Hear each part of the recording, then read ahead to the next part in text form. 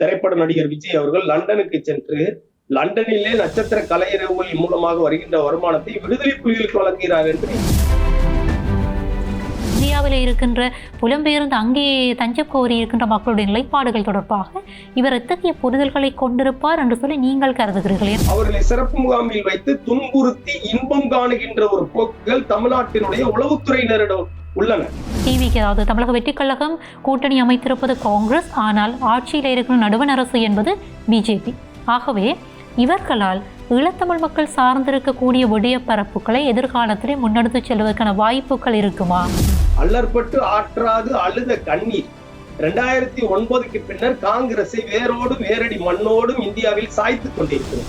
அப்படியானால் இப்படியான ஒரு சூழ்நிலையிலே மீளவும் தமிழக வெற்றிக் கழகம் காங்கிரஸோடு கூட்டணி சேர்ந்திருக்கிறது. ஆகவே இனப்படுகொலைக்கு உடந்தையாக இருந்தவர்கள் 2009 போரிலே பெரும்பங்கு வகித்தவர்கள் என்று குற்றஞ்சாட்டப்பட்ட அந்த காங்கிரஸ் கட்சி மீது உலகத் தமிழர்கள் குற்றஞ்சாட்டும் போதெல்லாம் அந்த காங்கிரஸை தாங்கி பிடித்து காப்பாற்றியவர்கள் திராவிட முன்னேற்ற கழகத்தை சேர்ந்தவர்கள். அந்த திராவிட முன்னேற்ற கழகத்தினுடைய முதுகில் குத்தி விட்டுத்தான் அவர்கள் தற்பொழுது தமிழக வெற்றி கழகத்தோடு கூட்டி சேர்ந்திருக்கிறார்கள்.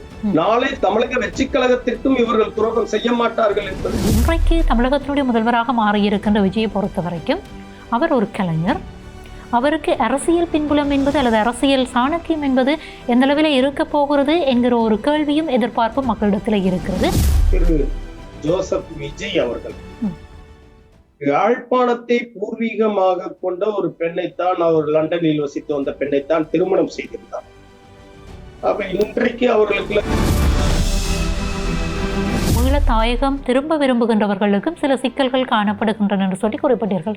என்ன காரணம்? எதற்காக அந்த திட்டமிடப்பட்ட என்கிற ஒரு வார்த்தை பிரயோகத்தை பயன்படுத்தினீர்கள்?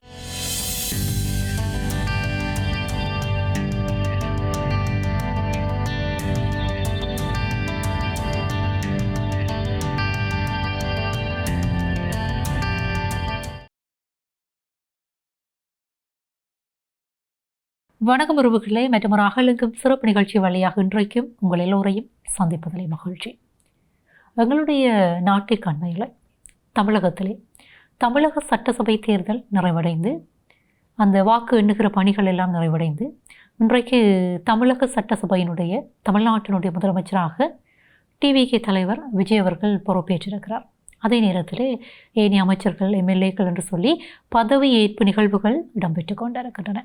இந்த இடத்துல இவர்களுடைய இந்த ஆட்சி அமைப்பு என்பது தனித்த ஒரு ஆட்சியாக அன்றி காங்கிரஸோடு கூட்டணியாக ஆட்சி அமைத்திருக்கின்ற அந்த செய்திகளையும் அவதானிக்க முடிகிறது. இது பல்வேறு வாத பிரதிவாதங்களை சமூகத்தில் ஏற்படுத்த இருக்கிறது. தமிழ்நாடு மட்டுமல்ல, ஈழத்தமிழ் மக்கள் பரந்து வாழுகிற பகுதிகளிலும் இந்த கூட்டணி ஆட்சி முறைமை என்பது சற்று பேசப்படுகின்ற விடயமாக மாறியிருக்கிறது. இந்த பின்னணியிலே குறித்த விடயங்கள் தொடர்பாகவும் ஈழத்தமிழ் மக்களுடைய நிலைப்பாடுகள் தொடர்பாகவும் இன்றைக்கு நாங்கள் உரையாடப் போகிறோம். அழைத்து வந்திருக்கிறோம் சென்னை உயர்நீதிமன்றத்தின் வழக்கறிஞர் ஜான்சன் அவர்கள். அது மட்டுமன்றி புலம்பெயர் தமிழர் பேரவையினுடைய நிறுவனராகவும் செயற்பட்டு கொண்டிருக்கின்ற அவரை இணைய வழியினூடாக வரவேற்கலாம். வணக்கம்.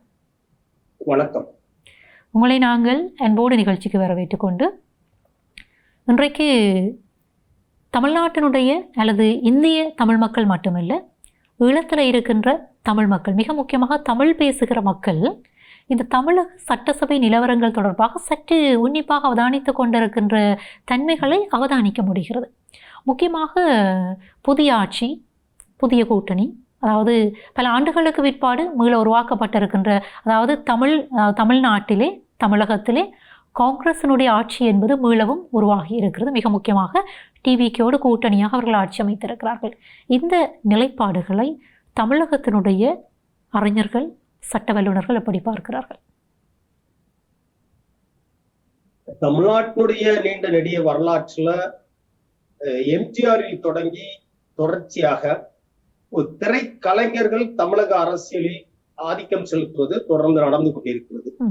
இன்றைக்கு இறுதி கட்டத்தை எட்டி இருக்கின்ற இதே திராவிட கோட்பாட்டாளர்கள் தான், குறிப்பாக திராவிட முன்னேற்ற கழகத்தினுடைய முன்னணி தலைவராகவும் அதை உருவாக்கியவராகவும் கருதப்படுகின்ற அறிஞர் அண்ணா அவர்கள் தான் எம்ஜி ராமச்சந்திரன் என்ற எம்ஜிஆரை முதலாக இந்த திரைப்பட துறையிலிருந்து அரசியல் களத்திற்கு அழைத்து வந்தார். அதே எம்ஜிஆர் திராவிட முன்னேற்ற கழகத்தை உடைத்து அனைத்திந்திய அண்ணா திராவிட முன்னேற்ற கழகம் என ஒரு அமைப்பை உருவாக்கி ஒரு கட்சியை உருவாக்கி நீண்ட நெடுங்காலம் தமிழக அரசியலில் ஆதிக்கம் செலுத்தினார். அவருக்கு பின்னர் திரு ரஜினிகாந்த் அவர்கள் தமிழ்நாட்டினுடைய அரசியலிலே திரைக்கலைஞர் ரஜினிகாந்த் அவர்கள் வரப்போவதாக பல்வேறு செய்திகள் அடிபட்டாலும் கூட அவர் பல்வேறு தடவைகள் முயற்சித்து விட்டு அந்த முயற்சியை அவர் நிறுத்திவிட்டார். தற்பொழுது திரைக்கலைஞராக இருந்த விஜய் அவர்கள் உலகெங்கு வாழ்கின்ற தமிழ் மக்கள் மத்தியில், குறிப்பாக இளைஞர்கள் இளம்பெண்கள் மத்தியில் மிகப்பெரிய செல்வாக்கு பெற்றிருக்கின்ற திரைக்கலைஞர் விஜய் அவர்கள் தற்பொழுது நேற்று மாண்புமிகு தமிழக முதல்வராகி இருக்கிறார். இந்த சூழலில் திரைப்பட தாக்கத்தினால் தமிழ் இளையோர் உலகம் தொடர்ச்சியாக ஏதோ ஒரு வகையில் இந்த அரசியல் களத்திற்கு புதிய நபர்களை, மாற்று வடிவங்களை தேடாமல் திரைக்கலைஞர்களையே அழைத்து வருகிறாள் என்ற விமர்சனங்கள் ஒரு பக்கம் இருந்தாலும் கூட தற்பொழுது நடந்திருக்கின்ற மாற்றம் என்பது இதுவரையில் தமிழக அரசியலில் கடந்த கால் நூற்றாண்டுகளாக நடைபெறாத சில அதிரடி மாற்றங்கள் நடைபெற்றிருக்கிறது என்றால் அதில் உண்மைதான். குறிப்பாக மாறி மாறி திமுக அண்ணா திமுக 1960களில் இருந்து தமிழ்நாட்டை ஆண்டு கொண்டிருந்த நிலையில் திராவிட முன்னேற்ற கழகம், அண்ணா திராவிட முன்னேற்ற கழகம் இரண்டு கட்சிகளுக்கு மாற்றாக புதியதாக தமிழக வெற்றி கழகம் ஆட்சிக்கு வந்திருப்பது ஒரு புதிய மாற்றம், ஒரு புதிய அடியெடுத்து இந்த அரசியல்ல பல்வேறு மாற்றங்களுக்கு வித்திடும் அப்படிங்கிற நம்பிக்கை மக்கள்கிட்ட இருக்கு. அதுல மாற்று கருத்து இல்லை. அதே போன்ற சாதி சமயங்களை அடிப்படையாக வைத்து நடந்து கொண்டிருந்த தமிழக அரசியலில் அந்த திரைக்கலைஞராக கருதப்பட்ட அந்த விஜய் அவர்கள் தமிழக அரசியலில் செலுத்திய ஆதிக்கத்தால் அவர் யாரை எந்த தொகுதியில் நிறுத்தினாலும் வெற்றி பெறுவார் என்ற ஒரு வகையில் அந்த மாற்றமும் நிகழ்ந்திருக்கிறது. சாதி சமயங்களுக்கு அப்பாற்பட்ட ஒரு மாற்றமும் நடந்திருக்கிறது. அதே போன்றே பணம், ஒரு ஓட்டுக்கு, ஒரு வாக்குக்கு 1000, 2000 தொகையை இந்தியாவில் கொடுத்து வாக்குகளை வாங்குகின்ற போக்கை மாற்றி அமைக்கின்ற விதத்தில் திமுக அதிமுக கட்சியினுடைய ஏற்கனவே பெரும் பண முதலைகளாக இருக்கின்ற வேட்பாளர்கள் அளித்த பணத்தை வாங்கிவிட்டு விஜய்க்கு தமிழக வெற்றி கழகத்திற்கு வாக்களித்த ஒரு போக்கையும் பார்க்க முடிகிறது. அப்ப இது போன்ற சில நேர்மறையான நல்ல மாற்றங்கள் நடந்திருந்தாலும் கூட ஆட்சிக்கு ஒரு நாட்கூட இன்னும் முடியவில்லை. இவர் எவ்வகையில் இந்த தமிழக மக்களுடைய, குறிப்பாக தமிழ் மக்களுடைய எதிர்பார்ப்புகளை நிறைவேற்றுவார் என்ற ஐயப்பாடும் எதிர்பார்ப்பும் தமிழ் மக்கள் மத்தியில் இருக்கிறது, எழுந்திருக்கிறது. இதே நேரத்திலே ஈழத்தமிழ் மக்கள் தொடர்பாக அதிகமான ஒரு எதிர்பார்ப்பு ஈழத்தமிழ் மக்களிடத்திலும் இருக்கிறது. பறந்து வாழுகிற உலகமெங்கும் பறந்து வாழ்ந்து கொண்டிருக்கின்ற தமிழ் பேசும் மக்களிடத்திலும் இவ்வாறான ஒரு எதிர்பார்ப்பு இருக்கிறது. ஏனென்றால் கடந்த கால அரசுகளை பொறுத்தவரைக்கும், தமிழ்நாட்டினுடைய கடந்த கால அரசுகளை பொறுத்தவரைக்கும் இந்த ஈழத்தமிழ் மக்களுடைய நிலைப்பாடுகள் தொடர்பாக அவர்களுக்கு ஓரளவிற்கேனும் புரிதல் இருந்தது. அவர்களுடைய அரசியல் பின்புலம் இதற்கான அந்த எதிர்நிலைகளை ஏற்படுத்தி கொடுத்தது. ஆனால் இன்றைக்கு தமிழகத்தினுடைய முதல்வராக மாறியிருக்கின்ற விஜயை பொறுத்தவரைக்கும் அவர் ஒரு கலைஞர். அவருக்கு அரசியல் பின்புலம் என்பது அல்லது அரசியல் சாணக்கியம் என்பது எந்த அளவில் இருக்க போகிறது என்கிற ஒரு கேள்வியும் எதிர்பார்ப்பும் மக்களிடத்தில் இருக்கிறது. அதே நேரத்திலே ஈழத்தமிழ் மக்களுடைய இந்த பிரச்சனைகள், ஈழத்தமிழ் மக்களுடைய எதிர்பார்ப்புகள், மிக முக்கியமாக தமிழ்நாட்டிலே இந்தியாவிலே இருக்கின்ற புலம்பெயர்ந்து அங்கே தஞ்சம் கோரி இருக்கின்ற மக்களுடைய நிலைப்பாடுகள் தொடர்பாக இவர் எத்தகைய புரிதல்களை கொண்டிருப்பார் என்று சொல்லி நீங்கள் கருதுகிறீர்கள்? ஏனென்றால் குறித்த விடயங்கள் தொடர்பாக நீண்டகால செயற்பாடுகளில் ஈடுபட்டு வருகின்ற ஒருவர் நீங்கள். ஆகவே இந்த நிலைப்பாட்டை நீங்கள் எப்படி புரிந்து கொள்ளுகிறீர்கள்? தமிழக முதல்வருக்கு இது தொடர்பான அந்த புரிதல்கள் எந்த அளவில் இருக்கும் என்று கருதுகிறீர்கள்? தமிழ்நாட்டுடைய இந்த வரலாற்றுல குறிப்பாக புலம்பெயர் ஈழத்தமிழர்கள், புலம்பெயர் தமிழர்கள் 1983 ஜூலை கலவரத்திற்கு பின்னர் தொடர்ச்சியாக ஏதிலிகளாக கடல் கடந்தும் விண்ணூர்திகளின் மூலமாகவும் தமிழ்நாட்டில் தஞ்சம் புகுந்திருக்கின்றனர் லட்சக்கணக்கில். இந்திரா காந்தி அம்மையார் ஆட்சி காலத்தில், நடுவண் அரசில் இந்திரா காந்தி அம்மையார் ஆட்சி காலத்தில் ஒரு பெரிய ஆதரவு இருந்தது. போராளிகளுக்கு ஆதரவு கொடுத்தார்கள், ஆயுதங்களை கொடுத்தார்கள், பயிற்சி கொடுத்தார்கள். அதற்கு பின்பு அவருடைய புதல்வன் ராஜீவ்காந்தி அவர்களுடைய ஆட்சி காலத்தில் முரண்பாடு ஏற்பட்டது. தமிழ்நாட்டை பொறுத்தவரையில் ஒரு காலத்தில் தமிழீழ போராளிகளை ஆதரித்த திராவிட முன்னேற்ற கழகமே அவருக்கு எதிரான நிலைப்பாடுகளை எதிர்த்து, குறிப்பாக 1990 இருந்து தொடங்கி இன்று உலகில் ஒரு முரண்பட்ட பார்வைகள் தான் இருக்கிறது. இந்த நிலையிலே போராளிகளையும் பொதுமக்களையும் பிரித்து பார்க்காமல் ஒட்டுமொத்த ஈழத்தமிழர்களையும் தமிழ்நாட்டில் ஒரு குற்ற பரம்பரையினர் போன்று நடத்துகின்ற ஒரு போக்கு இன்றளவும் நீடித்து வருகிறது. அதில் மாற்று கருத்து இல்லை. கடந்த 2019 இந்திய நடுவண் அரசு ஒரு குடியுரிமை திருத்த சட்டம் என ஒரு திருத்த சட்டத்தை கொண்டு வந்து ஆப்கானிஸ்தானிலிருந்து, பங்களாதேஷிலிருந்து, பாகிஸ்தானிலிருந்து மத ரீதியான காரணங்களுக்காக துன்புறுத்தப்பட்டு இந்தியாவிற்குள் தஞ்சம் புகுந்து வருகின்ற பார்சிகள், சீக்கியர்கள், இந்துக்கள், கிறிஸ்தவர்கள், பௌத்தர்கள் இவர்களுக்கெல்லாம் நாங்கள் குடியுரிமை கொடுப்போம் என்று சொன்னவர்கள் எமது தமிழீழ உறவுகளை, எமது தொப்புள் கொடி உறவுகளை இலங்கையிலிருந்து போரினால் பாதிக்கப்பட்டு 40 ஆண்டுகளுக்கு மேலாக இந்தியாவில் வாழ்ந்து கொண்டிருக்கின்ற தமிழ் மக்களை அவர்கள் இந்துக்களாகவும் கருதவில்லை, சைவர்களாகவும் கருதவில்லை. அவர்களும் முருகனை வணங்குகிறார்கள், அவர்களும் சிவனை வணங்குகிறார்கள், அம்மனை வணங்குகிறார்கள். ஆனால் அவர்களை இந்துக்களாகவோ சைவர்களாகவோ கருதி இந்தியாவில் குடியுரிமை கொடுக்க வேண்டும் என்ற ஒரு சட்ட திருத்தம் அன்று அந்த சட்ட திருத்தத்திலே அவர்கள் இணைக்கப்படவில்லை.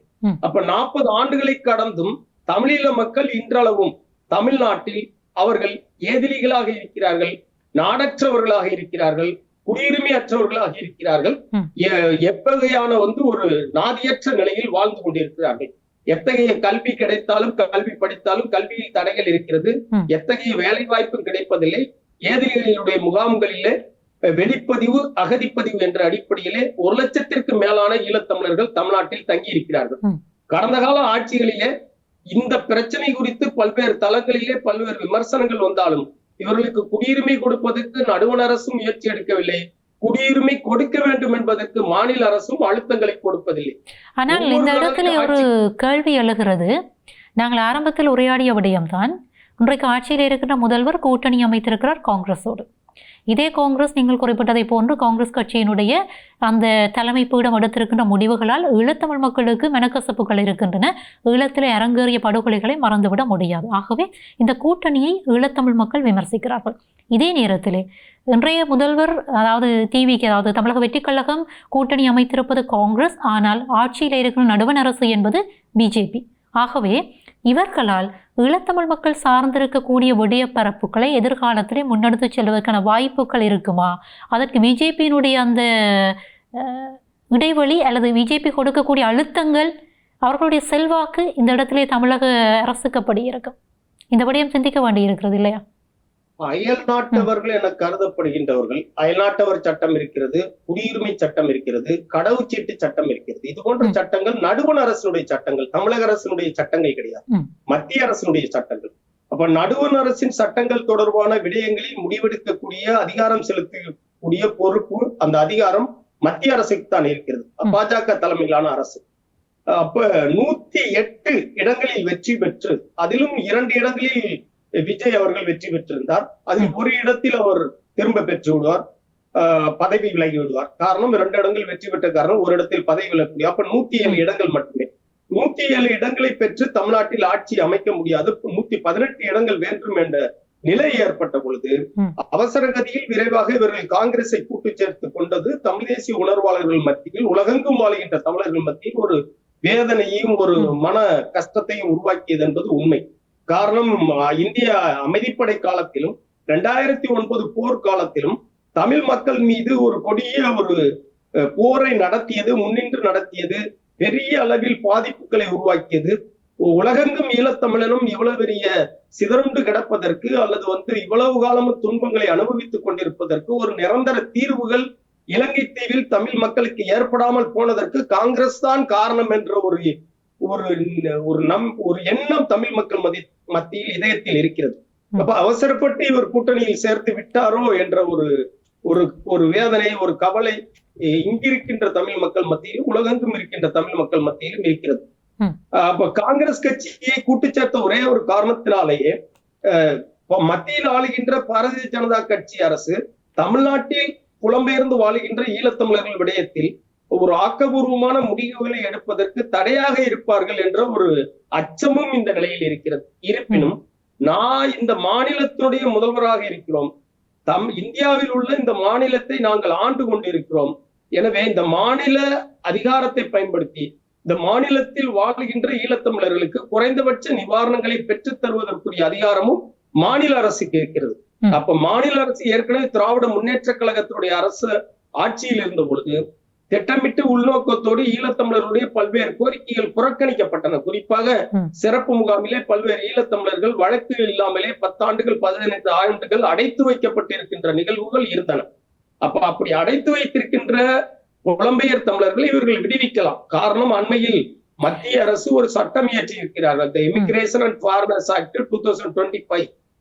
அப்ப 2025 இயற்றப்பட்ட அந்த சட்டத்தின்படி 2015 ஜனவரி 9க்கு முன்னர் இந்தியாவுக்குள் நுழைந்து அடைக்கலம் பெற்று பதிவு செய்து கொண்ட இலங்கை தமிழர்களை சட்டவிரோத குடியேறிகளாக கருதக்கூடாது என்று அந்த சட்டம் சொல்கிறது. கடந்த ஆண்டு இயற்றப்பட்ட சட்டம்.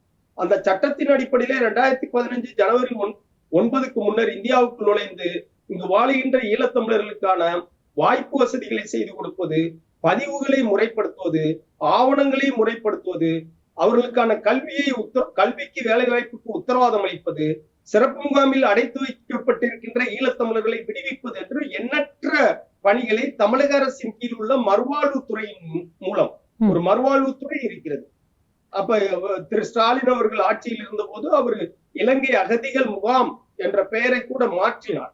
மாற்றி இலங்கை தமிழர் மறுவாழ்வு முகாம் என பெயர் மாற்றினார்கள். சில முகாம்கள், வீடுகள் எல்லாம் கட்டி கொடுக்கப்பட்டன. இருப்பினும் சட்டம் சார்ந்த விடயங்களில் அவர்கள் ஈழத்தமிழர்களை நட்டாட்சியில் விட்டார்கள், நிற்கதியாக விட்டார்கள், பரிதவிக்க விட்டார்கள். சிறப்பு முகாமில் பெரும் போராட்டங்கள் நடந்தன. சிறப்பு முகாமில் அடைக்கப்பட்டிருக்கின்ற ஈழத்தமிழர்களை வலிந்து நாடு கடத்தப்பட்டார்கள்.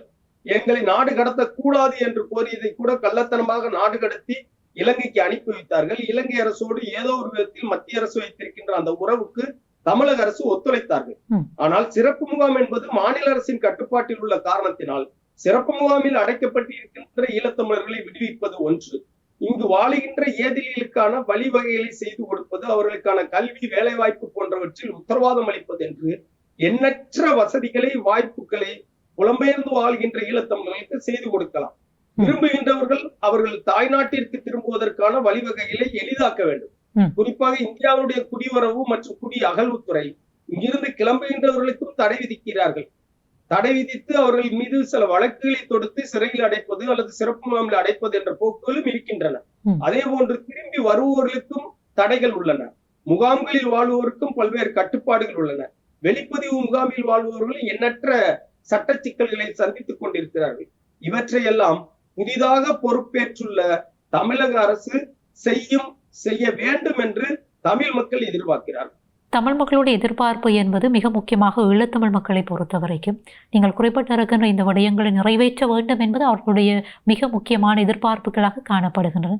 இதே நேரத்திலே ஒரு விடயத்தை நீங்கள் குறிப்பிட்டிருந்தீர்கள்.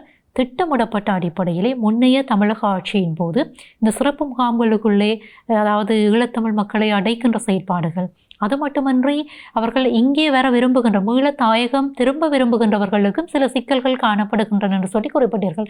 என்ன காரணம்? எதற்காக அந்த திட்டமிடப்பட்ட என்கிற ஒரு வார்த்தை பிரயோகத்தை பயன்படுத்தினீர்கள்? குறிப்பாக இந்திய அரசு, நடுவண் அரசு நீண்ட நெடுங்காலமாக ஈழத்தமிழர்களை ஒரு மாற்றாந்தாய் மக்களாக நடத்துகின்ற போக்கைத்தான் கடைபிடித்து வருகிறார்கள். அது பாஜக ஆட்சியில் இருந்தாலும் சரி, காங்கிரஸ் ஆட்சியில் இருந்தாலும் சரி, யார் ஆட்சியில் இருந்தாலும் இலங்கை தமிழர்களை ஒரு குற்ற பரம்பரையினராக பார்க்கிறார்கள். இவர்கள் குற்றமிழைத்தவர்களை போன்று அப்பாவி ஏதிலிகளை நடத்துகிறார்கள். அந்த போக்கு இருக்கிறது. அப்ப ஒருத்தர் கடவுச்சீட்டு இல்ல, பதிவு இல்ல, அவர் ஏதிலிகளாக இங்கு பதிவு செய்திருந்திருக்கிறார். நான் நாட்டுக்கு திரும்ப வேண்டும் என்று சொல்கிறார். நாட்டுக்கு திரும்புவதற்கு பல விதிகளை, கட்டுப்பாடுகளை விதிப்பார்கள். வேறு வகையில் அவர் நாடு திரும்ப எத்தனித்தால் அவரை பிடித்து சிறையில் அடைப்பார்கள். இந்த இந்தியாவுல அகதியாக பதிவு செய்து வாழ்கின்ற ஒரு நபர் மீது எத்தகைய குற்ற வழக்குகளும் இல்லை, என்னை என் தாய்நாட்டிற்கு திரும்ப அனுமதியுங்கள் என்றால் அவர் திரும்பி செல்வதற்கான வழிவகைகளை, வசதி வாய்ப்புகளை எளிதாக்க வேண்டும். எளிமைப்படுத்தி அவர்கள் திரும்புவதற்கு வழிவகைகளை செய்ய வேண்டும். அதிலும் நெருக்கடி, திரும்பவும் முடியாது. அதே போன்று உள்ளே வருபவர்களுக்கும் தேவையற்ற கட்டுப்பாடுகள்.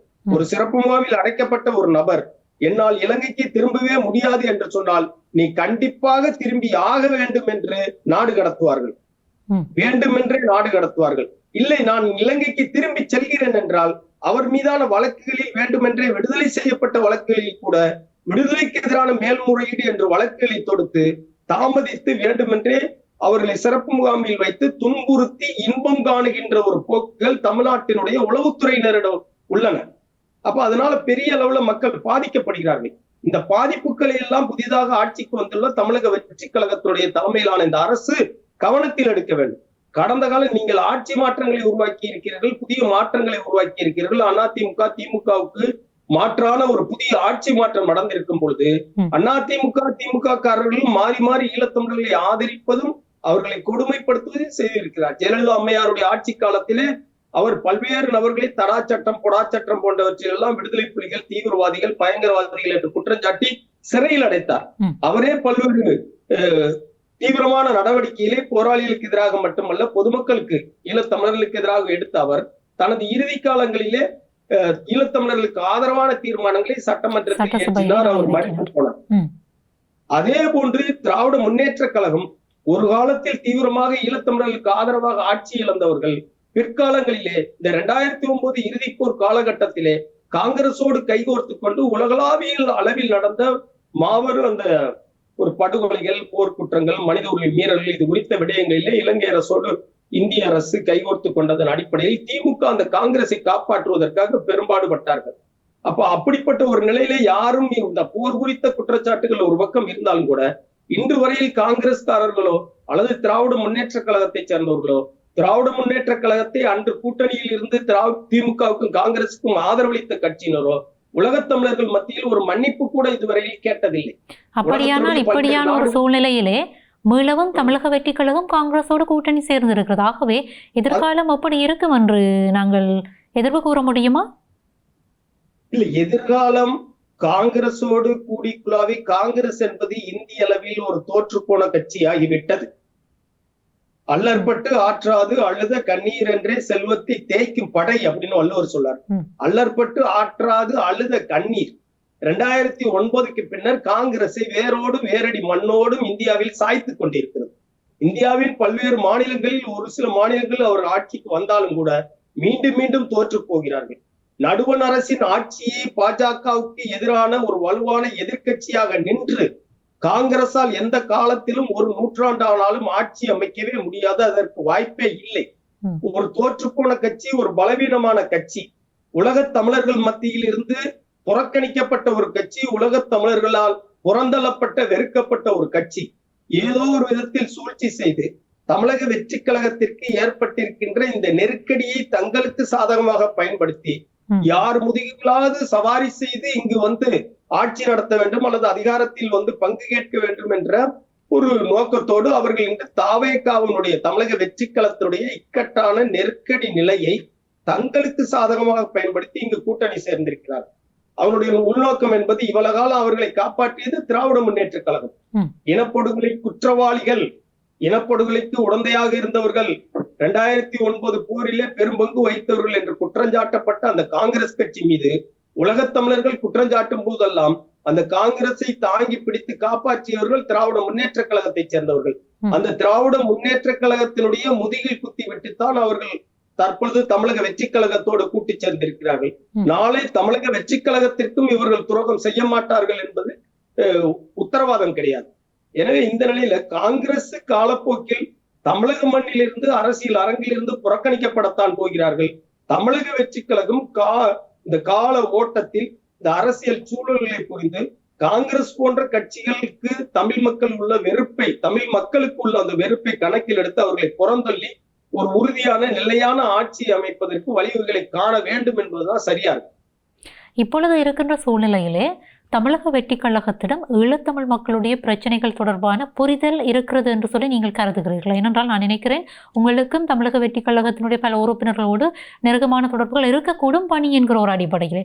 இந்த அடிப்படையிலே அவர்களுடைய சிந்தனைகள் அல்லது சித்தாந்தங்களை பற்றி நீங்கள் புரிந்து கொள்ளுகிற போது இந்த ஈழத்தமிழ் மக்கள் எதிர்கொண்டு வருகின்ற பிரச்சனைகள், ஈழத்தமிழ் மக்களுக்கு ஒரு தீர்வை கொடுக்கக்கூடிய சில உந்துதல்களை கொடுக்கக்கூடிய தளத்திலே தமிழக சட்டசபை இருக்கிறது. அப்படி இருக்கிறது ஏனென்றால் நாம் தமிழர் கட்சியினர் கூட தாங்கள் உரையாற்றுகிற போது அவர்களுடைய அந்த பரப்புரைகளிலே ஒருவேளை தாங்கள் ஆட்சி அமைத்தால் ஒரு மாநில அரசு என்கிற ஒரு அடிப்படையிலே ஈழத்தமிழர்கள் விவகாரம் தொடர்பாக மத்திய அரசுக்கு அழுத்தங்களை கொடுக்க முடியும் என்பதை அவர்கள் ஆழமாக வெளிப்படுத்துகிறார்கள், வலிமையாக அந்த கருத்துக்களை வெளிக்கொண்டு வருகிறார்கள். இந்த இடத்திலே இந்த கருத்தை நாங்கள் அப்படியே தமிழக வெற்றி கழகத்திற்கு பொருத்தி பார்க்கலாமா? தமிழக வெற்றி கழகத்துடைய தலைவர் திரு ஜோசப் விஜய் அவர்கள் யாழ்ப்பாணத்தை பூர்வீகமாக கொண்ட ஒரு பெண்ணைத்தான், அவர் லண்டனில் வசித்து வந்த பெண்ணைத்தான் திருமணம் செய்திருந்தார். அப்ப இன்றைக்கு அவர்களுக்குள்ள கருத்து வேறுபாடுகள் கசப்புகள் உள்ளன, அது ஒரு பக்கம். அப்ப ஏதோ ஒரு விதத்தில் ஈழத்தமிழர்கள் விடயம் குறித்து கொஞ்சமாவது அறிந்தவராகத்தான் இருக்க வேண்டும். அடிக்கடி லண்டன் பயணம் செய்கிறவர்கள். ஒரு காலத்தில் லண்டனுக்கு சென்று நட்சத்திர கலையரவுகள் நடத்தி அவர் பணம் வசூலித்து விடுதலை புலிகளுக்கு உதவி செய்தார் என்று தினமலர் போன்ற பத்திரிகைகளில் அவர் மீது குற்றச்சாட்டுகள் கூட எழுதப்பட்டது. தினமலர் போன்ற பத்திரிகைகள் திரைக்கலைஞர் விஜய் அவர்கள், திரைப்பட நடிகர் விஜய் அவர்கள் லண்டனுக்கு சென்று லண்டனிலே நட்சத்திர கலையரவுகள் மூலமாக வருகின்ற வருமானத்தை விடுதலை புலிகளுக்கு வழங்குகிறார் என்று இங்கு பத்திரிகையில் 1990களின் துவக்கத்தில் எழுதப்பட்டதை கூட நம்ம பார்த்திருக்கோம். அது மாதிரி இந்த இலங்கை கடற்படையால் கொல்லப்பட்ட தமிழ்நாட்டு மீனவர்கள் குறித்தும் ஈழத்தமிழர்கள் குறித்தும் ஒரு சில கூட்டங்களில் அவருமே வெளிப்படையாக கருத்து சொல்லி இருக்கிறார். அந்த கட்சியினுடைய உயர்மட்டங்களை சேர்ந்தவருக்கு புலம்பெயர் தமிழர்கள் சிக்கல் குறித்து நிறைய பேருக்கு தெரியாது. ஒரு சிலர் அது குறித்து ஆழ்ந்த, குறிப்பாக அந்த பாலச்சந்திரன் படுகொலை செய்யப்பட்ட நேரத்தில் போராட்டத்தை நடத்திய ஒரு சில மாணவர் தலைவர்கள் அந்த கட்சியில் இருக்கிறார்கள். ராஜ்மோகன் என்பவர் நேற்று ஒரு அமைச்சராக அறிவிக்கப்பட்டிருக்கிறார். அவர் இலங்கையை பூர்வீகம் கொண்ட ஒரு பெண்ணைத்தான் திருமணம் முடித்திருக்கிறார் என கருதுகிறேன். அப்ப இது போன்றவர்கள் எடுத்து சொல்ல வேண்டும். முன்னாள் அந்த IAS IPS போன்ற இந்திய ஆட்சி பணி, இந்திய காவல் பணி போன்றவற்றில் இருக்கின்ற உயர் அதிகாரிகள் எல்லாம் இந்த கட்சிக்கு பின்புலமாக இருக்கிறார்கள். அவர்களுக்கெல்லாம் இந்த சட்டம் தெரியும், புலம்பெயர் தமிழர்கள் சந்தித்துக் கொண்டிருக்கின்ற சிக்கல்கள் தெரியும். எனவே இதை ஓர்ந்து கண்ணோடது இறை புரிந்து யார் மாட்டும் தேர்ந்து செய்வதே முறை என்பதை போல இவர்கள் இந்த ஈழத்தமிழருடைய பிரச்சனையை ஒரு மனிதாபமான கண்ணோட்டத்தோடு பார்க்க வேண்டும். உலகளாவிய பன்னாட்டு சட்டங்களின்படி பார்க்க வேண்டும். உலகளாவிய பன்னாட்டு அகதிகளுக்கான அந்த உடன்படிக்கையில் இந்தியா கையெழுத்திடாவிட்டாலும் கூட சிவில் மற்றும் அரசியல் உரிமைகளுக்கான பன்னாட்டு உடன்படிக்கையில் இந்தியா கையெழுத்திட்டிருக்கிறது. இந்தியாவுடைய அரசியலமைப்பு சட்டத்தினுடைய கூறு 21 அடிப்படை உரிமைகள் குறித்து பேசுகிறது. எனவே ஏதிலிகள் ஒரு நாடற்றவர்கள் என்பதனாலேயே யாரையும் குற்றவாளிகளை போன்று ஒரு தேசத்தில் நடத்த முடியாது. அது இந்தியாவும் அதற்கு விதிவிலக்கு அல்ல. எனவே நடுவண் சட்டங்கள் கூட ஒரு மாநில அரசை ஒரு எல்லை அளவுக்கு தான் கட்டுப்படுத்த முடியும். மாநில அரசினுடைய ஆட்சியாளர்கள் ஈழத்தமிழர்கள் பிரச்சனை குறித்து பெரிய அளவில் அது குறித்த ஒரு ஆழ்ந்த புலமை, அறிவு, அனுபவம் இல்லாவிட்டாலும் கூட இந்த களத்தில் செயலாற்றி கொண்டிருக்கிறவர்களுடைய கருத்துக்களை கேட்டு அதன் அடிப்படையில் நடவடிக்கைகள் எடுத்தால் ஈழத்தமிழர்களுடைய குறைந்தபட்ச சில நீதியை அந்த மக்களுக்கு பெற்றுத்தர முடியும் என நான் கருதுகிறேன். நிச்சயமாக முத்தாய்ப்பான பல்வேறு விடயங்களை நீங்கள் கருத்துக்களாக முன்வைத்திருக்கிறீர்கள். இறுதியாக குறிப்பிட்டிருக்கின்ற விடயம்தான், அதாவது அந்த கட்சியில் இருக்கக்கூடிய ஈழத்தமிழ் மக்கள் தொடர்பான விவரங்களை அறிந்தவர்களோடு புரிந்தவர்களோடு அந்த தெளிவுகளை பெற்று ஒரு மாநில அரசு என்கிற ஒரு தளத்தில் நின்று கொண்டு தன்னால் முடிந்த காரியங்களை ஆற்றுவதற்கான அந்த ஏதுநிலைகளை அவர்கள் ஏற்படுத்தி கொள்ள வேண்டும் என்பதுதான் மக்களுடைய விருப்பமாகவும் இருக்கிறது. அதே நேரத்திலே சில கருத்துக்களும் முன்வைக்கப்படாமல் இல்லை. மத்திய அரசினுடைய செல்வாக்கின்றி மாநில அரசு தனித்து செயற்பட முடியாத ஒரு நிலைமையும் இருக்கத்தான் செய்கிறது. அதற்கான சட்ட ஏதுநிலைகளை பற்றியும் சிந்திக்க வேண்டி இருக்கிறது. ஆனால் இவை எல்லாவற்றையும் கடந்து தார்மீகமான ஆதரவு நிலைப்பாடுகளை ஈழத்தில் இருந்தும் சில மக்கள் வெளிப்படுத்தி இருக்கிறார்கள். அது நாம் தமிழர் கட்சிக்கும் வெளிப்படுத்தி இருக்கிறார்கள், வெளிப்படுத்தி வருகிறார்கள். அதே போன்று தமிழக வெற்றி கழகத்துக்கும் வெளிப்படுத்தி இருந்ததையும் இருந்து கொண்டிருப்பதையும் அவதானிக்க முடிகிறதாகவே நாங்கள் எடுத்த எடுப்பில் இவர்கள் செய்வார்களா அல்லது செய்ய முடியாத என்றெல்லாம் அந்த மறையான கருத்துக்களை நாங்கள் முன்வைப்பதை விடுத்து செய்ய வேண்டும் என்கிற அந்த விருப்பத்தோடு அவ்வாறான சில எதிர்நிலைகளையும் எதிர்பார்த்தவர்களாக ஈழ மக்கள் இருக்கிறார்கள் என்கிற அந்த விடயத்தையும் இந்த இடத்திலே நாங்கள் பதிவு செய்து கொள்ள வேண்டி இருக்கிறது. ஏனென்றால் எங்களுக்கு தெரியும், புவியியல் ரீதியாக மட்டுமின்றி ஒரு இனம் என்கிற ஒரு அடிப்படையிலும் நெருக்கமான தொடர்புகளை கொண்டவர்களாகவும் இந்த மக்களும் அந்த மக்களும் இருக்கிறார்கள் என்கிற அந்த விடயத்தையும் இந்த இடத்திலே நாங்கள் பதிவு செய்து கொண்டு மிக்க நன்றி. நீங்கள் இணையவழியினூடாக இணைந்து கொண்டு பல்வேறு கருத்துக்களை பகிர்ந்து கொண்டமைக்கு.